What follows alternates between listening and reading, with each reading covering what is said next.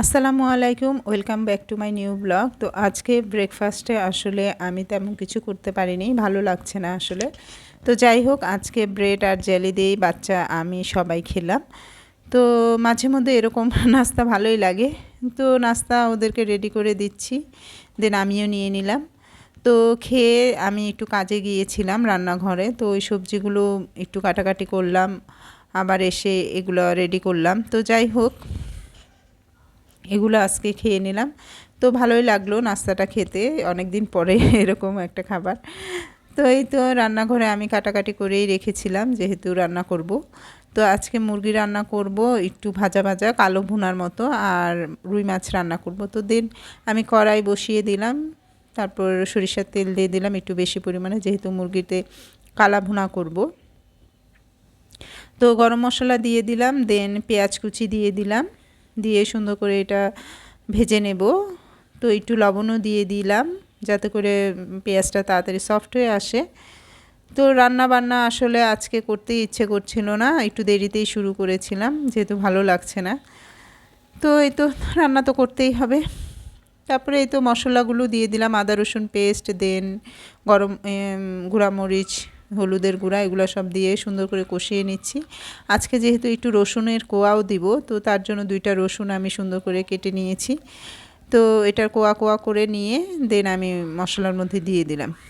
তো সুন্দর করে ভাজা হলো মশলাটা, কষানোর পরে দেন দিয়ে দিলাম মুরগি।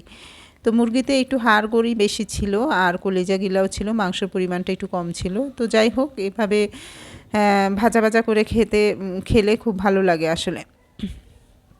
তো ভালো মতো এটাকে কষিয়ে দেন আমি পানি দিয়ে দিলাম। তো অল্প পানি দিয়েছি, যেহেতু এটাকে ওরকম ঝোল রাখবো না, এর জন্য। তো এই তো ভালো মতো নাড়াচাড়া করছি, একটু পরপরই এটা নাড়াচাড়া করা লেগেছে।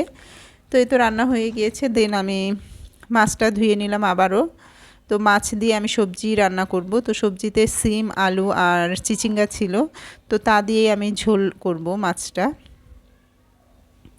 দেন আমি ফ্রাই প্যানটা চুলায় দিয়ে দিলাম, সাথে সরিষার তেল দিয়ে দিলাম, দিয়ে মাছটা মশলা মাখিয়ে রেখেছিলাম সেটা আমি দিয়ে মাখিয়ে বসিয়ে দিলাম। এই তো মাছটা ফ্রাই হয়ে গিয়েছে।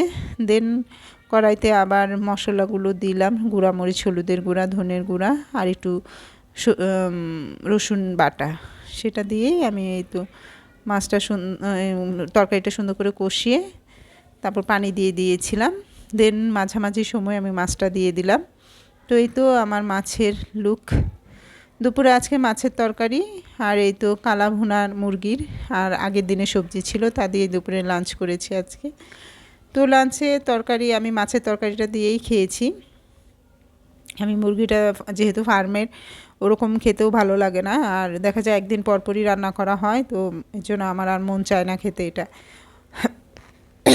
যাই হোক, তো এই তো খেয়ে নিচ্ছি। আর আমার ভিডিওটা যদি ভালো লেগে থাকে সবাই লাইক, কমেন্ট, শেয়ার করবেন, তো আমি যেন সুন্দর আরও ভালো ভিডিও আপনাদের মাঝে তুলে ধরতে পারি। তো সবাই ভালো থাকবেন, সুস্থ থাকবেন, আমার জন্য দোয়া করবেন। আল্লাহ।